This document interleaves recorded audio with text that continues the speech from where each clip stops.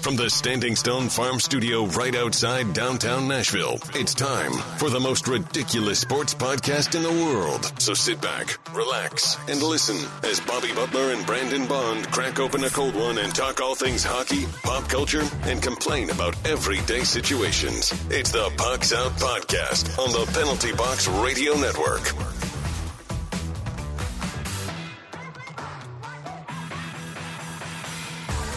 Welcome into the most ridiculous podcast in sports and pop culture. I'm Bobby. He's Brandon.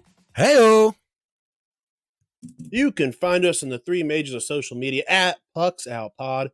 Now let's crack open this cold Mayday beer and let's get after it. As always, Pucks Out is brought to you by Mayday Brewery, the official beer of Pucks Out Podcast.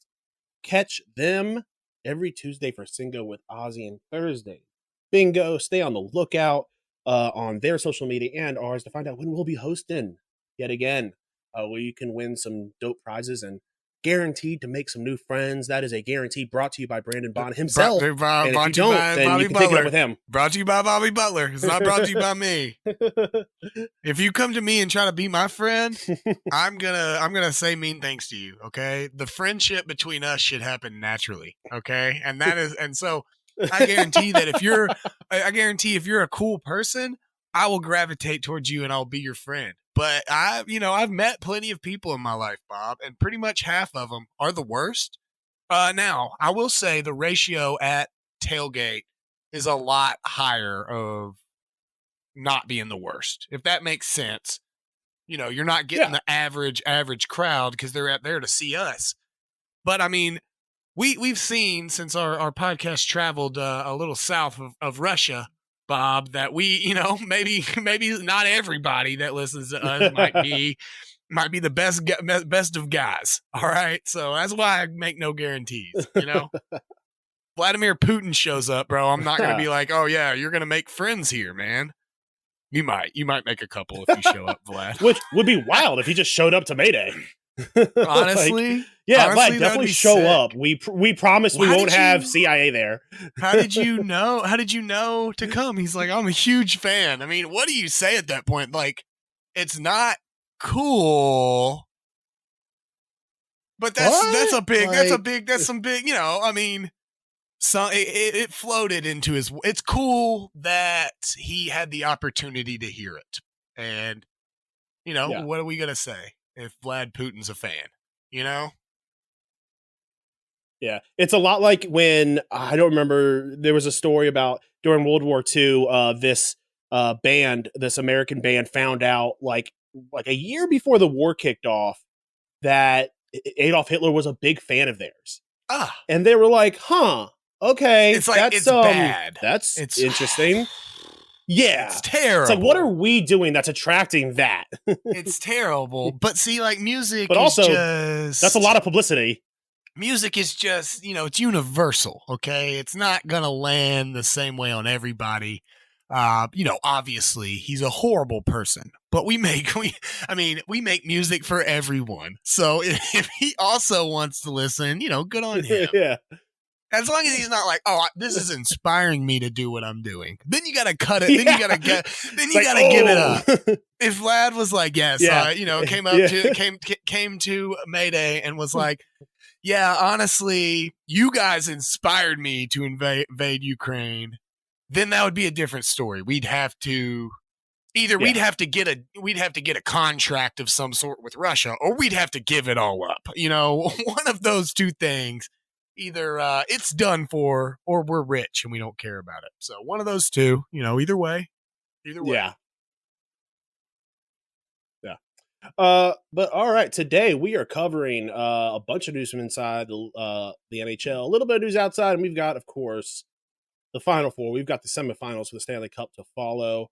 Don't forget to check us out on Patreon and Twitch to support the show. How you this week, bud? Pretty good, man. I'm tired. Long weekend for Sass's wedding, but other than that, pretty low key. Just been hanging out, playing some Xbox, waiting for this weather to warm up so I can start pooling it. But what about you, man? How you doing? Nice. Good, man. Had a did Mother's Day kind of low key. Had a gender reveal for my sister-in-law this weekend. Then just tried to get some house stuff done, but it's just been raining nonstop. But that's something I'll talk about and snapping my stick. Let's do a Cool. quick fit check. Nothing Cool. special. Rocking the Washington cap and the Pred shirt. Just got mowed the yard, took a quick shower, then immediately got in here to record. What about you, buddy? Yeah, just got the orange plaid button down. Got the Ministry Brewing hat on. I figure since it's Nice. 8-9 states away, I'm cool with our beer sponsorship on that. You know what I'm saying? Like they're not Yeah. they're not crossing each other's markets yet. I mean, both of them are great, and I could absolutely see them blowing up at some point. But at this point, I've still got a good radius for the Ministry Brewing hat. So, Oh yeah. But let's jump straight into the news. Everything you need to know about what's happening on the ice. It's time for news from inside the boards.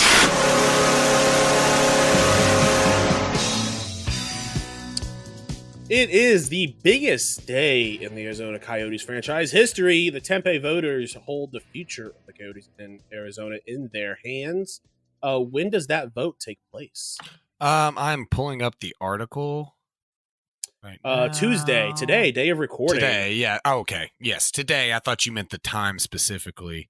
Probably whatever time, like a normal meeting takes place. 8 o'clock local time is how will the vote be conducted.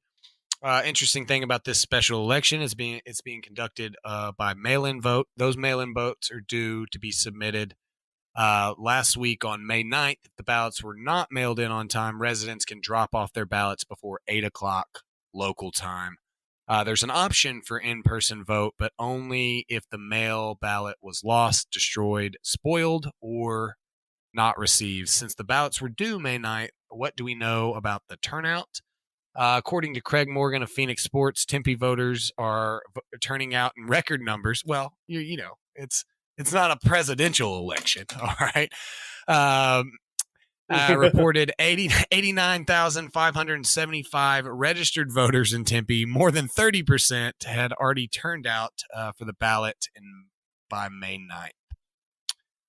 No potential result is indicated at this point in time. We could go in a little deeper. There's some obviously pros and cons, but it is pretty much, from my understanding, pretty important for Arizona Coyotes to be staying in Arizona and also not playing in a college stadium. That's also very important for a professional sports team to not have 5,000 seats and get part of the revenue share with the league. You don't get to do that. That's just not how it's done. But good for them. I hope it passes. Have any do we know anything if it doesn't pass where they might end up?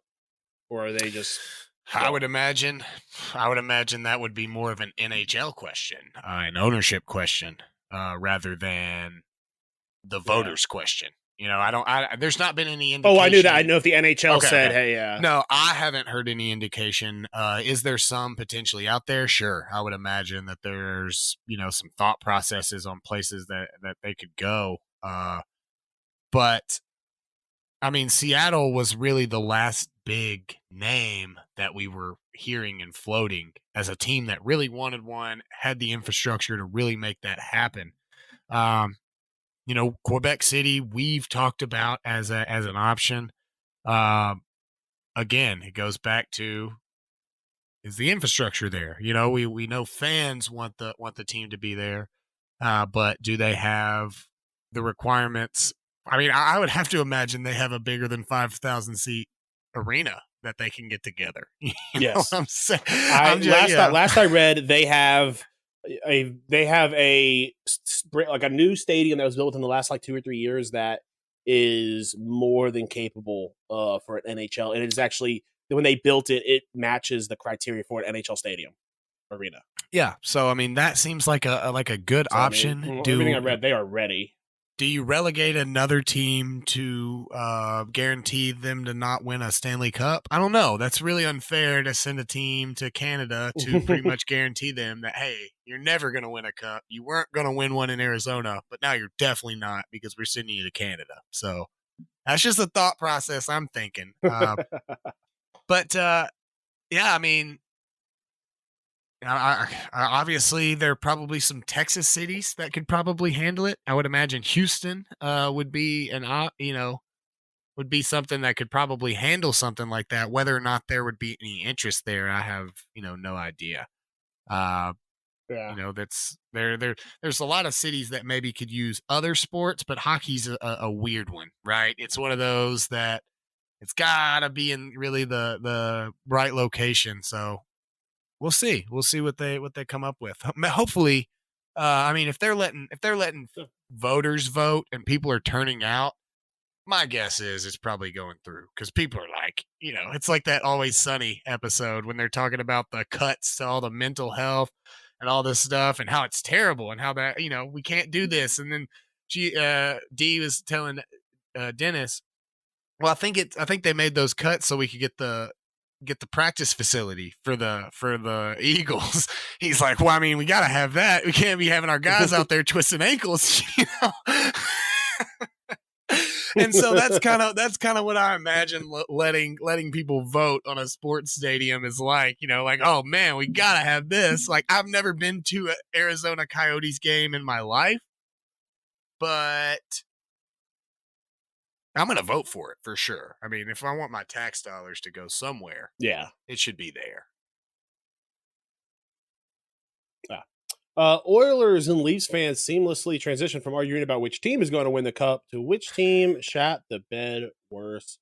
I mean, you found this. This is from the Beaverton. Is the Beaverton a real place, or is this their version of it? The is. Onion? It is the Onion. Yeah, it's not the Onion. Okay, it's the Beaverton, but yes. Just a funny. It's the Canadian I saw it. It's funny because this was, haha. Because they also did the same thing about the Leafs after games 1 and 2 against Toronto. They were equally as much as they thought they were going to lose the cup. They're as equally confident that they will now win it. So yeah, I just thought this was pretty funny because it is very true. I mean, you're already seeing it on the hockey subreddit. So yeah, I just thought that was hilarious, and we needed to discuss our Canadian teams that have left us so early. The next thing that I have, I'm going to skip this one because I wanted to go to the next one. It really we don't have to skip it completely. Just I'm going to skip over it because it ties in. Seattle, which is very disappointing for Seattle. Seattle's round 2 elimination leaves them tied with Toronto for least playoff series wins at 1 since the lockout in 2005. Florida is currently at 3. Columbus and Minnesota are at 2. So Florida could leave a couple teams in the dust. But I just find it severely disappointing for the Kraken to not be able. I mean, 1 playoff series since the lockout, guys. It's a little ridiculous. So I just felt like that was needed that we needed to talk about that, Bob. That I mean, by this time, Vegas had already won up their game. Vegas had already won 3. So that's all I'm gonna say. Say about that. But this next little stat was pretty cool. The top line centers that we have here, if you want to read them off. Yeah, we got Barkov, Aho, Hintz, and Eichel. That's a I mean, non-traditional. Stacked a little bunch, isn't it? A weird grouping for sure, but definitely I like it. Definitely a group that, I would say Aho and Eichel are more of that traditional star power player. Barkov maybe a little bit more of that two-way player, I would say.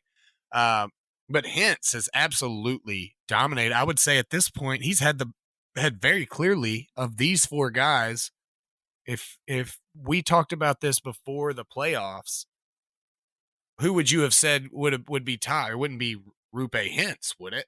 I mean, he has absolutely dominated Yeah. these playoffs so far, man.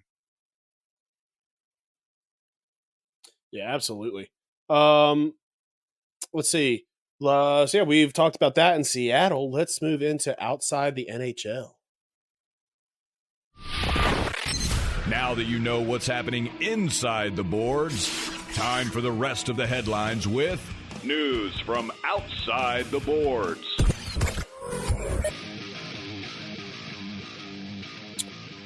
Oakland A's reach agreement for potential stadium on the Las Vegas Strip. I read this a little bit. This is great. I think Vegas needs more sports. I don't know if it really needs baseball per se.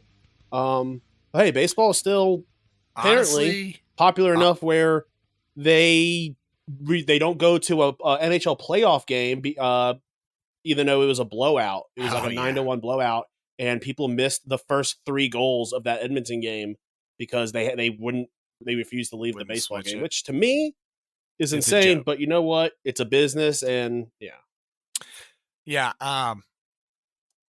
Baseball. I mean, baseball is one of those. I think that it's funny for you to say because I mean, we always, if we're around, we always try to catch a baseball game in person. I think that's the big difference is going to Vegas. It would be absolutely sweet to be on the Vegas Strip, hit a baseball game, and then go, gamble the night away. I think that would be pretty sick. So, depending on time of year, man, that sounds miserable to go watch a baseball in the desert. Well, in the summer, that's during at Sounds games, we can get hot. But in Vegas, that sounds miserable, if you ask me. They better have a great bar area. You're probably right, Bob. They're probably going to have us out there with warm Heineken kegs that they just give us as we walk in. I would have to imagine that the stadium site built on the Vegas Strip is going to have some commodities for you, Bob. So, yeah, for sure, absolutely. As with most things, Bobby, it could be bad if you put yourself in a situation which makes it bad. That's a truer statement's never been spoken, man. So well said, Bobby. Don't go don't go to a daytime game on a Tuesday to this Vegas to this Vegas baseball stadium. Or ever because of that, because the opportunity for you to potentially go on that one Tuesday, let's just call it nobody go to any of them. Yeah. Scrap this agreement. They didn't take this into account when they signed the papers, and they're going to listen to this and be like, "Oh my god, we completely forgot about that." It's probably just a term sheet or something, Bob. They can probably get out of it with citing this show. They'll say, "Look, Vlad Putin listens to this show. He's a big fan of it. They brought up some thoughts that we didn't go through when we were talking about the billions. We just went right over our head." But all right, that's about. Here we go. Ja is back at it again, suspended for another gun video, and honestly, I mean, maybe I'm a little biased because I like Ja and I like Memphis. I don't think that he should get suspended for this stuff, man. Oh, he was suspended for team activities in May. But he absolutely should get suspended for stuff like this. But it should have been, honestly, having a gun in the car while stupid is not illegal. And, I mean, doing it in the club and brandishing it is a different ball game. Yes. He should have been suspended. Two very different things. Yeah, they were. But see, I agree. Suspended for the club thing. But it goes back to, I mean, this is your Tom Wilson moment. We don't look at everybody's hits with such intensity until you become that guy that now every hit you do needs to be scrutinized. And so, if you want to say I went to a 3-day rehabilitation program and I got right, and then you do it again in a little bit, it's kind of a slap in the face, So I agree. While I agree with you, I never even saw the gun in the video. I've been trying to watch and see the gun through the process. I've had a very difficult time actually laying eyes on the weapon, specifically. It was clear that his buddy... It was at the very end. He was holding it. I saw it was clear that his buddy saw that he was holding it and tried to flip it, not the camera, but turn the camera off of it or whatever. But again, it goes back to, it was a joke. It was an absolute joke. The Grizzlies have suspended Ja for team activities in May. Okay, so he doesn't have to come work out. He can go hang out with his buddies that he was hanging out with his gun. There's not any real issue. But I think it's clear. A real suspension would be he's got to miss games. Yeah, a real suspension would be all these optional workouts are mandatory. Right. And then he has to come to workouts and stay on campus. Yeah. Honestly, it's just silly. I just cannot imagine getting that much money and wanting to do something that's not even that cool. This is what people that have no money do to try to get money and pretend they have money. You skip that step. You've got the money. You don't have to pretend like you're a gangster to try to get the money. That's why they're doing. It's just silly, man. I do love all of the pictures when it says he's from the streets, and then it shows in the picture and it's the streets and it's like a cul-de-sac and it's like really nice. His name is Clarence. Yeah, exactly. Yeah. And Clarence parents have a real nice marriage. You know what I'm saying? Somebody, a bunch of people will say that he was acting like a thug and stuff, and a bunch of people were like, you know what? This is probably the whitest thing Ja could have done. This is some real, my name is Shane from the suburbs kind of holding a gun in your nice Range Rover, pretending that you're hard. Right, dude. Exactly, man. You're checking your stocks and you're like IRA and stuff. You're like, wow, I filled it up this year. Good job on this retirement. And then it's like, man, I got to get my gun though, because of what if somebody comes and tries to rob my broker? What if somebody tries to rob my Robinhood accounts? What a joke. My story would be completely different, Bobby. I would lose all that. I would be considered just as stupid, but only because he just put $300,000 on this penny stock he found on Robinhood on the Reddit page, and he is now destitute. But he never got suspended for a gun. He couldn't afford one. He already lost all his money on stocks. So yeah.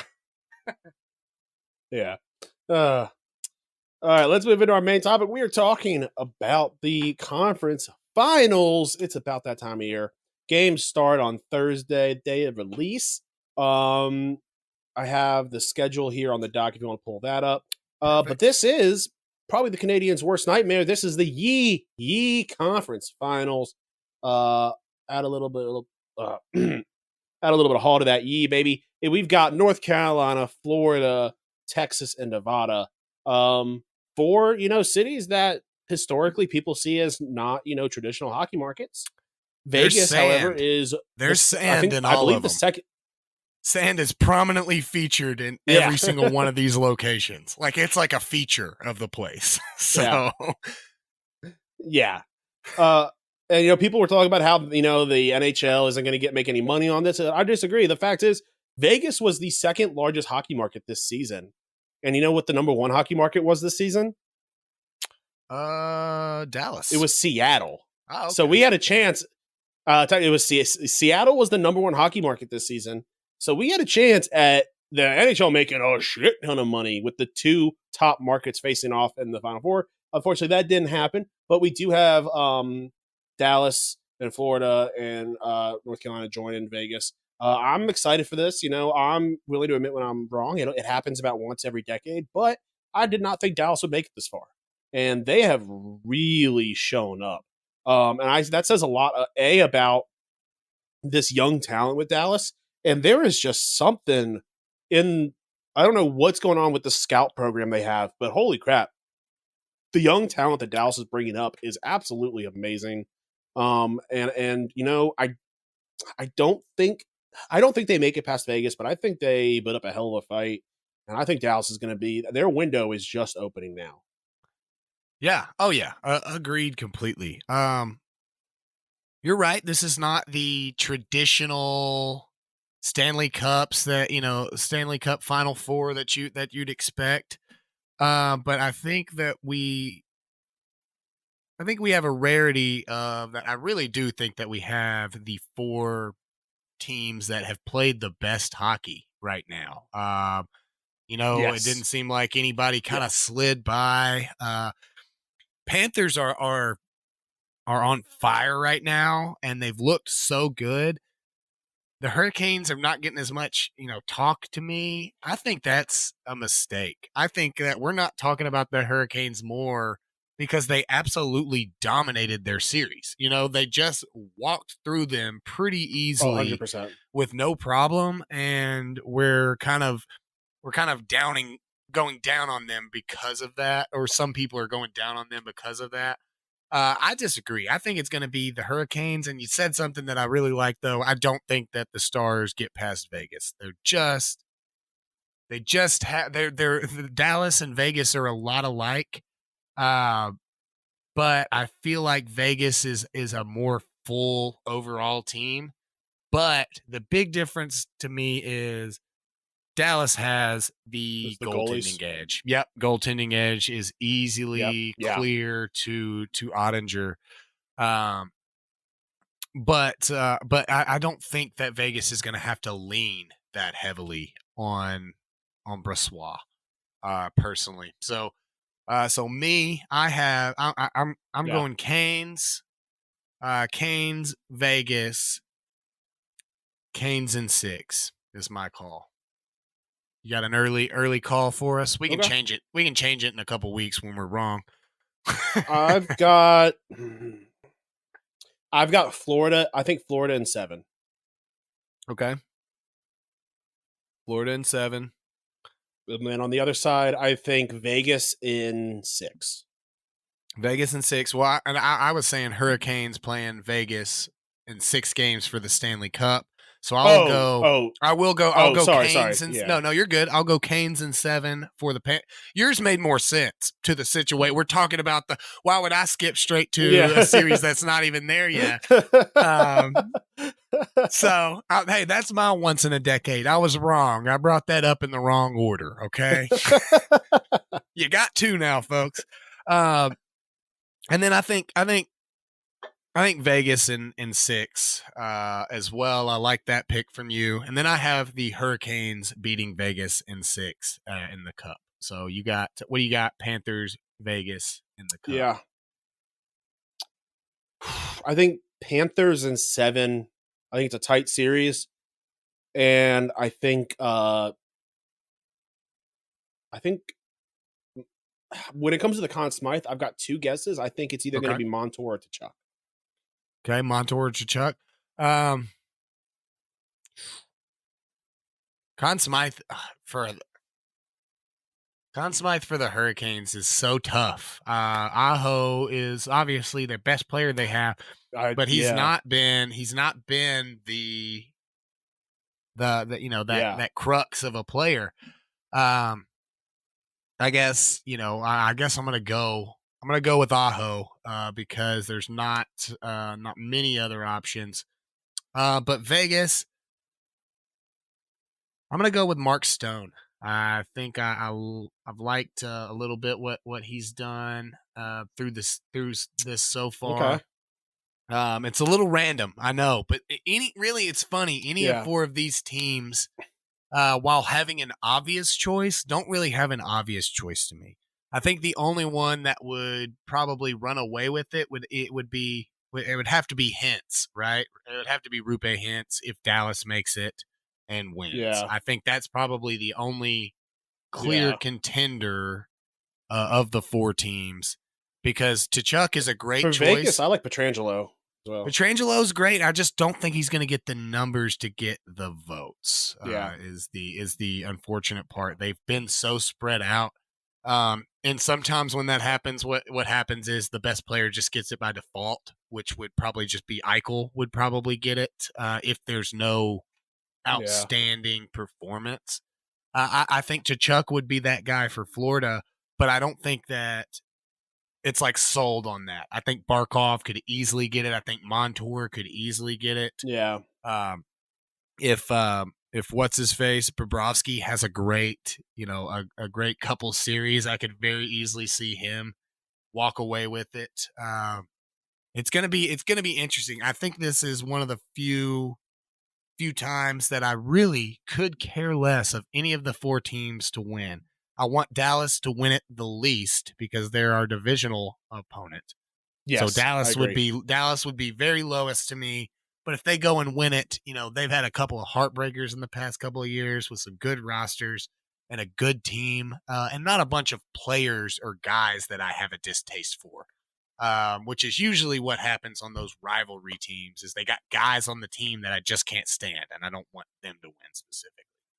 Yeah. Well, I don't want them to win simply because I'm a Washington fan, but also my wife does not want them to win at all because they had, and she said, I don't even care if he's no longer on the team. Any team that has ever had Corey Perry, I don't want them winning the cup.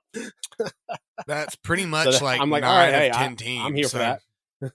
And that's pretty much like 9 or 10 teams. And like, she better be careful because there's a very real possibility with his style of play and stuff that we snatch him up on like a little veteran's contract. She'll balance that out with as long as we sign Potato back, Well, all right, I'll take Corey Perry, but bring back Potato. Exactly. Yeah. Bring back Potato. Yeah. Let's move into our joke of the week. The weird. Corey Perry. See, I don't like that. Wild. I think the first read was a good one. Now I'm overthinking it. Outlandish. Each 6th chick sat on a stick. Little tongue twister. And downright dumb. You're kidding me. It's time for the joke of the week.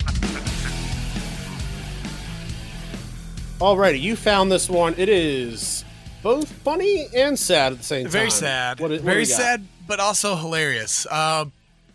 With climate change and everything happening, and fossil fuels, going away, and all these countries having goals for climate emissions and stuff. South Africa has a very unorthodox way of meeting their goals.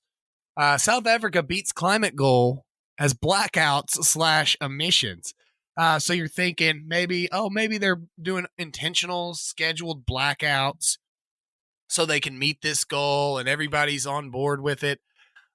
Sort of. It's more because their electrical grid is garbage and they're just having to have blackouts. So the way of meeting the goal, very, very unintentional. It's unintentional, Crispian Oliver said, the executive director of South Africa's Presidential Climate Commission, said in an interview in Johannesburg on Monday. We reckon we are well within the range of meeting the 2030 target, he said.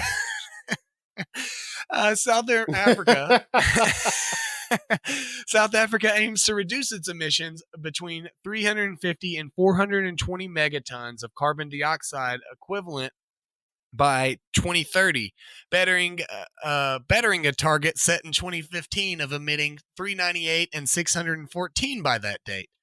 The 2021 goal was key to South Africa's securing pledges of $8.5 billion in climate finance from some of the world's richest nations.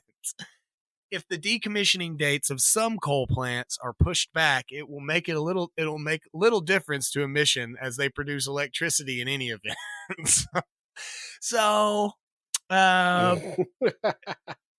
things are both going well and simultaneously not well, depending on which direction you're looking for. If your only goal was to have the emissions cut, that is on track. It is seeming like more and more there may be zero emissions coming out of South Africa past 2030. We may be doing fine. We may be all right. However, if having power and electricity and, probably running water and clean water, which has a lot to do with electricity, and, getting places, which has things to do with fossil fuel. It's probably not the targeted goal that they were looking for. They're probably looking for cleaner energy, Bob, like some wind or something.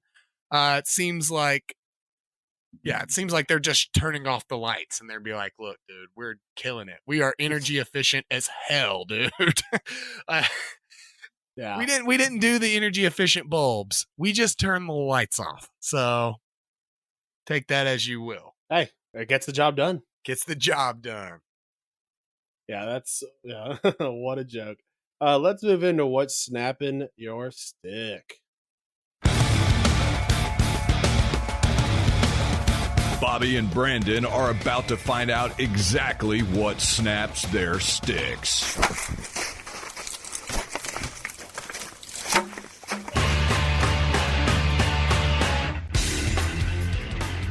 All right.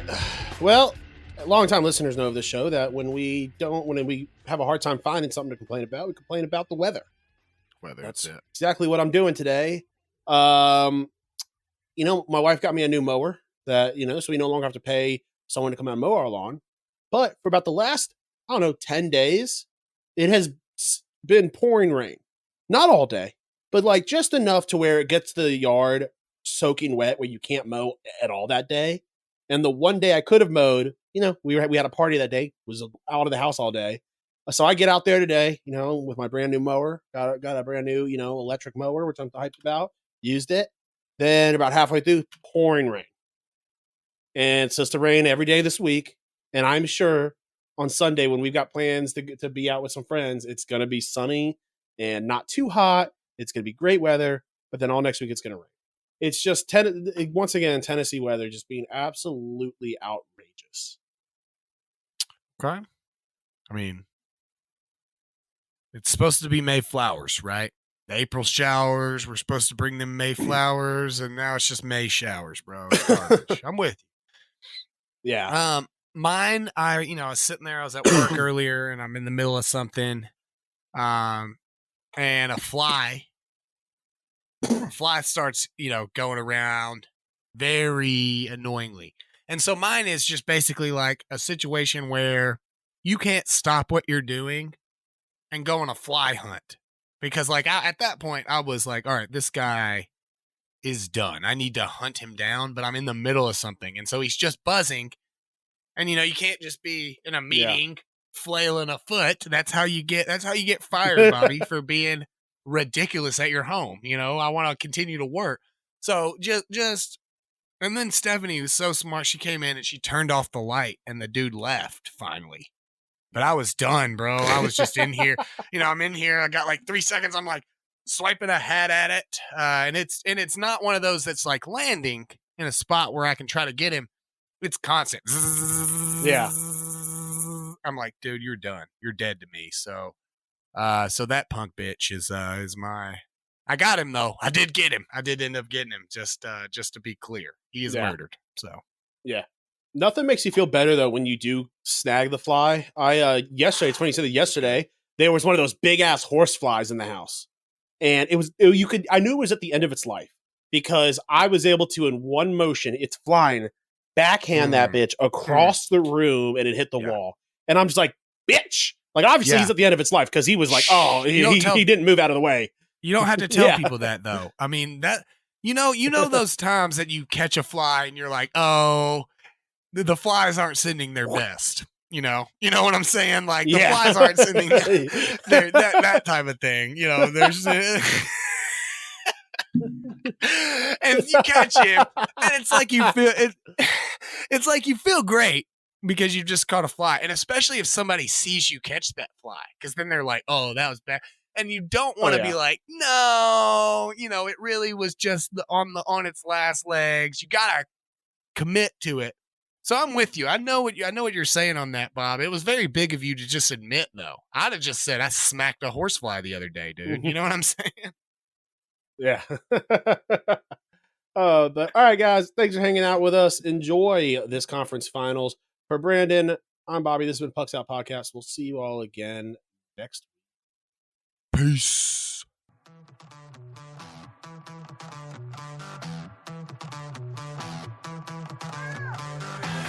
Thanks for listening to the Pucks Out Podcast. To see what other ridiculousness the guys are up to, check them out on Twitter and Instagram @PucksOutPod.